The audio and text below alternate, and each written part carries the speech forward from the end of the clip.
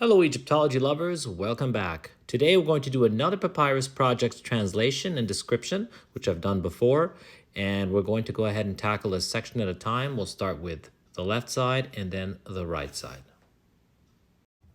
So on the right side of the papyrus here, you'll see the god Seth himself, the god of thunder, the god of the desert, the god of the foreigners, and so on and so forth, pretty much all things regarding chaos and danger. He is basically in his standard form with one leg forward. He is wearing gold cuffs or cuffs on both the wrists, the arms, and as well as the ankles, a standard traditional kilt, as well as brandishing the scepter of power, which is the was scepter. He also has the unsymbol of life, and at the bottom, a tail of a bull, which denotes virility. He is standing on a pedestal, which is also a pedestal hieroglyph known as truth, a part of the name of Ma'at. Above here, you have the name of Seth, which says Sech, which can be pronounced in different ways depending on the period. So Sech, who is the lord of storms, the son of Nut. He is, of course, the son of Nut, of 4 children, of both Nut and Geb, the sky and the earth, which is Osiris, Isis, Nephthys, and Seth. Now, on the right side, the commissioner who asked for this particular project actually wanted themselves to be kneeling on the ground on top of a papyrus, which is pretty much standard for Egyptians when they're in the devotional stance or giving honor to their gods. It's no different than Islamic people praying on rug mats. It's the same principle. Here he is pretty much in the same traditional style of Egyptian kilt and cuffs, but the only difference is he wanted his hair to be long, as he is naturally has long hair and wishes it to be covering his face in a mysterious way. Now, here he is offering 2 separate types of offerings. He has incense and lettuce. Lettuce is associated with Seth due to a specific mythology between the contending of Horus and Seth, and he is offering both to the god.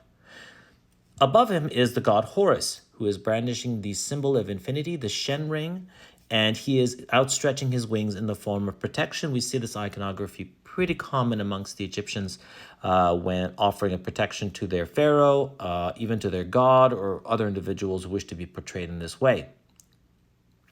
Now, one unique thing that this particular commissioner requested is to have a great serpent wrap around him. Now, this is not traditional in the sense. It would normally go above and over, but he wanted this wrap around, and that's, of course, his choice. But we kept to the tradition of the serpent style and design with a few extra features that were added on as well, such as the open mouth jaw with the tongue protruding, as well as fangs on the mouth. Now, this refers to the god Apep, and his name is written down there. Now, generally, Apep is known as the chaotic god, the god of origin, the god during the primordial time, who fought Ra every day during the night. But in this case, he wanted to use him as a protection against Seth, who could be both good and bad at the same time, depending on his temperament. Down here, you have the hieroglyphs that read, giving offering of lettuce and incense. So he is pretty much saying what he is offering the commissioner over here, who is the individual who requested this papyrus. So now we come to the hieroglyphs, which the commissioner requested. He provided me a hymn, and therefore I translated it for him. I used phrases from all over ancient Egyptian artifacts, being stele, papyri, really just using the phrases and combining them as the Egyptians normally did. So now the hieroglyphs are all facing in one single direction, which is from left to right, because it follows the position of the person who is speaking. So if the person is facing from left to right, and therefore the hieroglyphs are left to right. So we're going to go from this column all the way to the end on the right. So going from top to bottom and proceeding in this direction to the very end down here. So let's begin. Hail upon you, Seth, Lord of the Red Land. O noble born of Nut and beloved of Nephthys. Nephthys being his sister/wife. She who soothes the sorrowing defender of Ra, who is upon the bright sunbark or solar boat.